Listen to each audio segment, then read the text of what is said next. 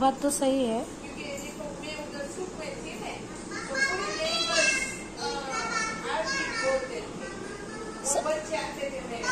आपके उधर आते थे हो?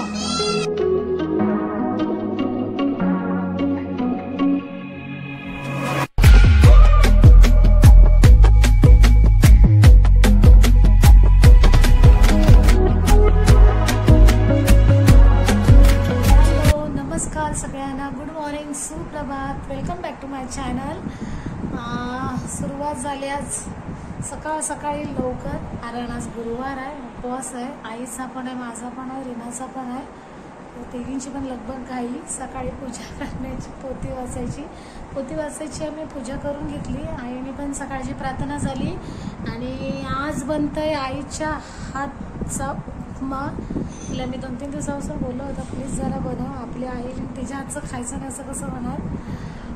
आता कोणी नाही तर म्हणेल अगं बाई तुझ्या हातचं करून घ्यायला, अरे हा घर बनवतेस, काही ज्या गोष्टी असतात त्या आपल्याला आईच्या हातच्या आवडतात।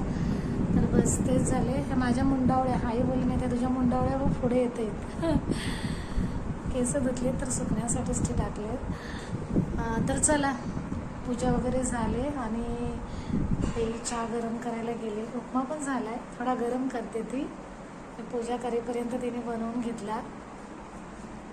आणि आज जायचं लुलूला खाण्यासाठी।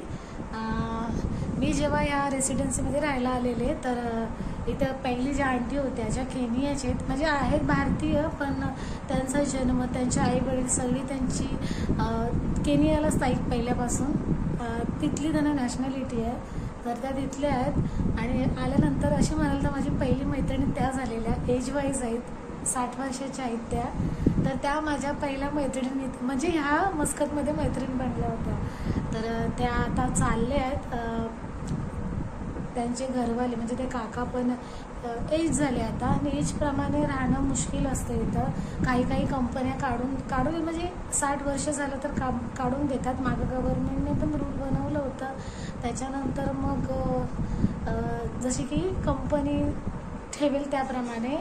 तर त्यांच्या अरबाबने, म्हणजे इथला त्यांचा बॉस आहे, ज्याने त्यांची विजा काढली होती, किंवा ज्याच्या इथं कामाला होते ते जॉब करायचे, तर ते ॲक्च्युली शेवल चालवायचे, म्हणजे GCP चालवायचे।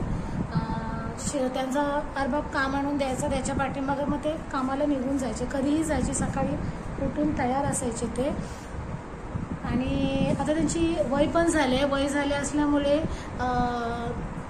त्यांना अचानकच सांगितलं की तुम्ही निघून जा। आणि त्यांनी शेवल म्हणजे तो GCP त्यांनी विकला दुसऱ्या मालकाला, आणि त्या मालकाला त्याबरोबर विजा पण पाहिजे होती ती, कारण त्याला कोणालाही जरी ठेवायचं असेल तर त्यासाठी त्याला विजा पाहिजे। तर तो म्हणाला मी तुझा शेवल म्हणजे तुझा GCP मी तेव्हाच खरेदी करणार जेव्हा तू मला तुझी म्हणजे ती विजा देणार। तर त्या अंकलला अचानक सांगितलं, तर त्यांची पण खूप धमाल झाली। ते निघता जवळपास 15 दिवस झाले, चाललं होतं की मागं पुढं हा घेतो, हे तो अरबाब बोलला होता। तर बघूया, तर ते इथनं सगळं सोडून आता चालले, आणि वय पण झाले, वयाप्रमाणे कदाचित त्यांनी आता 3 या 4 वर्ष आता त्यांनी इथं काम केलं असं, त्याच्यानंतर नसतं झाला। वयाप्रमाणे जर कुणाला काय झालं तर पुन्हा इथं गोंधळ होतो, आणि आपण दुसऱ्याच देशात राहतो। तर त्या चालले, तर त्यांना मी आज घरी जेवायला बोलवलं आहे, कारण त्यांची सगळी पॅकिंग आहे बाकी। तर मला म्हटलं आज संध्याकाळी आम्हाला जरूर म्हणजे टाईम मिळेल तर ते येणार आहेत। तर आता मला लुलूला पण जायचं आहे, थोडी खरेदी करायला, त्यांच्यासाठी काहीतरी घ्यावं लागणार मला, कारण खूप चांगल्या आंटी होत्या, दोघं जण पण। आता आंटी त्यांच्या आई आजारी होत्या, तर 2 महिन्यासाठी केनियाला गेल्या होत्या, तर काका इथेच असायचे। काकीने मला म्हणजे त्या आंटीने सांगून ठेवलं की रिंकू प्लीज जरा बाळा त्यांना चपाती देत जा। तर मी द्यायचे, कधी मग जेवायला बोलवायचे, कधी त्यांना इथं चहाला बोलवायचो। शुक्रवारचं जेवण आमच्या घरीच असायचं नेहमी, सकाळी चहा आणि चहा नाश्त्यासोबत जेवण पण। तर आज मला लय भारी वाटते, कारण त्या इथे असायचे तर मला बसायला म्हणजे एक हे असायचं की बाबा चला काही एक असलं तर शेजारणीबरोबर कशा आपण गप्पा मारतो, तर त्या असायच्या। तर आता त्या चालल्या आहेत, आणि कदाचित त्यांचं जाणं पण योग्य आहे त्यांच्या वयाप्रमाणे। इथं काही झालं तर मग खूप प्रॉब्लेम होईल, तर ते पण म्हणतात की देवाने काहीतरी चांगलंच ह्याच्या पुढे ठरवलं असेल, त्याच्यामुळे आम्हाला जावं लागत असेल। तर बस थोडी खरेदी करायची, थोडं त्यांच्यासाठी पण काहीतरी गिफ्ट घ्यावं लागणार, त्याचबरोबर थोडी घरातली पण ग्रॉसरी म्हणजे भाजी वगैरे आणायची आहे, तर ती पण आणायला जायला लागणार। कारण त्याला संध्याकाळी जेवायला बोलवलं तर त्यासाठी काहीतरी नॉनव्हेजच. आज आमचा उपवास आहे पण काही हरकत नाही, आमचं उपवासाचं जेवण पण त्या काकांना त्या काकींना अगदी नक्की बनवून देऊ. ओके, तर चला मी तुम्हाला संध्याकाळी मिळवते, तोपर्यंत आमच्याबरोबर चहा नाश्ता करायला या तुम्ही. आता आईने हा उपमा बनवलाय, पांढरा शुभ्र उपमा. आमच्या झळत संपल्या नाही. आई पांढरा शुभ्राच उपमा खातोय. या सगळ्यांनी उपमा खायला, आईला पण बोलायचं आहे, बोल या सर्वांनी उपमा खायला. उपमा मस्त झालाय. आणि आपण पूजा करायला गेले ते पण येते, तेही सोबतच बसू. गरम गरम उपमा, नंतर ते झाल्याच्या नंतर गरम गरम चहा. तर या मुंडावळ्या आहे, बोल मुंडावळ्या बघ लोमतायत, मुंडावळ्या लोमतायत. हा बाई असं तिथं बोलली असे, बाई म्हणजे आमची आजी. सगळे नाट्याची धमाल असते सकाळी. आमच्या बाईची जास्त नाश्त्याची धमाल असे, ती नाट्टा बोलायची, त्याच्यामुळे मला पण आता पटकन नाट्टा आला. हा आज कारण कोकणात सगळेजण पहिली जी जुनी असायची ते बयच बोलायची नाही. बय आमचे पप्पा पण म्हणजे त्यांच्या आईला बयच म्हणायचे, सगळेजण बयच, आमची बय होती ती. तर या उपमा खायला. तर लुलूला येऊन पोचलो भर दुपारी आणि सुरुवात झाली खाण्यापासून, म्हणजे काय चॉकलेट्स. आता आपण त्यांना काय देणार जाताना, तर चॉकलेट्स किंवा स्वीट म्हणजे चॉकलेटमध्येच काहीतरी वेगळे किंवा ड्रायफ्रुट्स.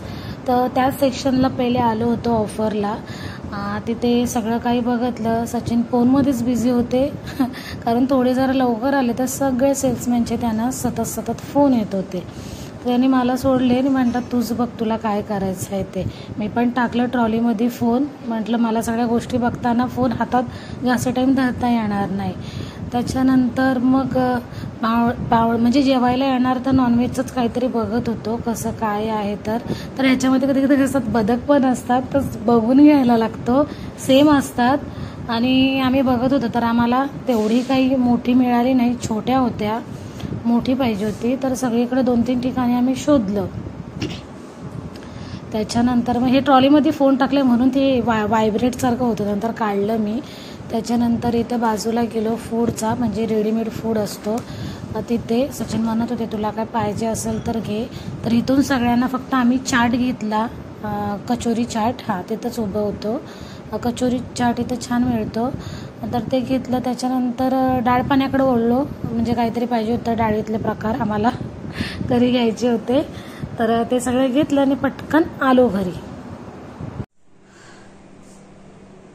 तर संध्याकाळ झाली आणि संध्याकाळ होण्याचा सूर्याचा प्रकाश चेहऱ्यावरती पडतंय पूर्णपणे, कारण सनसेट चांगला येतो. ह्या बाजूने माझ्या फ्रंट अशी बघाल तर पुढे आहे, पण इकडनंच आम्हाला एंट्री आहे. तर हा पूर्ण सूर्य मावळते, अर्धा मावळायचा बाकी.